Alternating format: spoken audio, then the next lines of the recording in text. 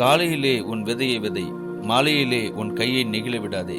அதுவோ இதுவோ எது வாய்க்குமோ என்றும் இரண்டும் சரியாய் பயன்படுமோ என்றும் நீ அறியாய். பிரசங்கி 11:6.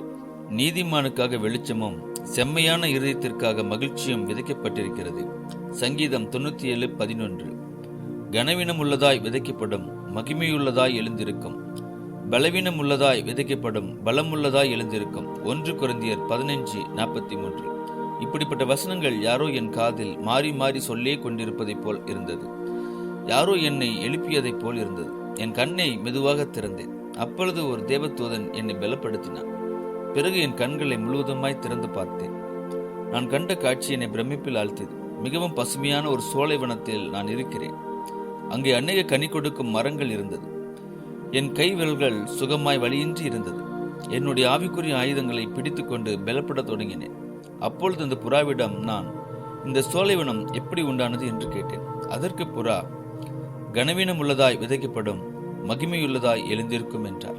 பின்னும் அவர் அவர்களை நோக்கி, தேவனுடைய ராஜ்யமானது ஒரு மனுஷன் நிலத்தில் விதையை விதைத்து இரவில் தூங்கி பகலில் விழித்திருக்க அவனுக்கு தெரியாத விதமாய் விதை முளைத்து பயிராகிறதற்கு ஒப்பாயிருக்கிறது என்றார். மார்க்கு 4:26-27. நீ விதைத்த நீதியை இப்பொழுது ஒரு சோலைவனமாய் காண்கிறாய். உனக்கு கர்த்தருடைய கண்களில் கிருபை கிடைத்தது என்றார். நான் அந்த அழகான தோட்டத்தில் நடக்கத் தொடங்கினேன். அப்பொழுது என் கால்களை சில மலர்கள் தழுவி கொண்டு என்னை உரசி கொண்டும் இருந்தது.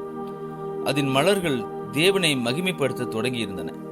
அந்த மலர்கள் நடுவில் இருந்து ஒரு நீர்க்குமிழானது வைரக்கல்லை போல பிரகாசமாக மின்னிக்கொண்டே எலும்பி என் கரத்தில் வந்து அமர்ந்தது.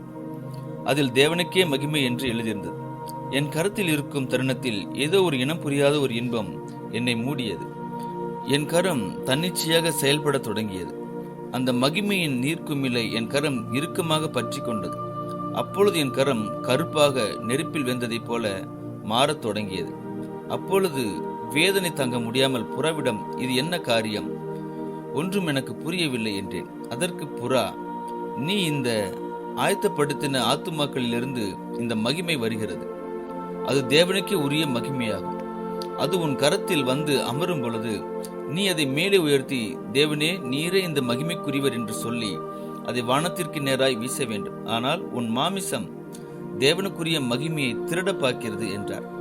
உடனே அதை நான் உணர்ந்து வானத்தை நோக்கி பார்த்து, தேவனே என்னை மன்னியும், நான் அறியாமல் செய்துவிட்டேன் என்று சொன்னேன். நான் அதை சொன்ன மாத்திரத்தில் என் கரம் சுகமானது. உடனே என் கரத்தில் உள்ள அந்த நீர்க்குமிழை வானத்திற்கு நேராய், தேவனே நீரே இந்த மகிமைக்குரியவர் என்று சொல்லிக் கொண்டே வீசினேன். அது என் கரத்திலிருந்து விடுபட்டு மேலே சென்றது. அது மேலே செல்ல செல்ல ஒரு மகிமையான பிரகாசமாய் மின்னிக்கொண்டே மறைந்தது. நான் அதை பார்த்து கொண்டே இருந்த பொழுது பனியைப் போல சிறிய மலைச்சாரல் என் மீது இறங்கியது.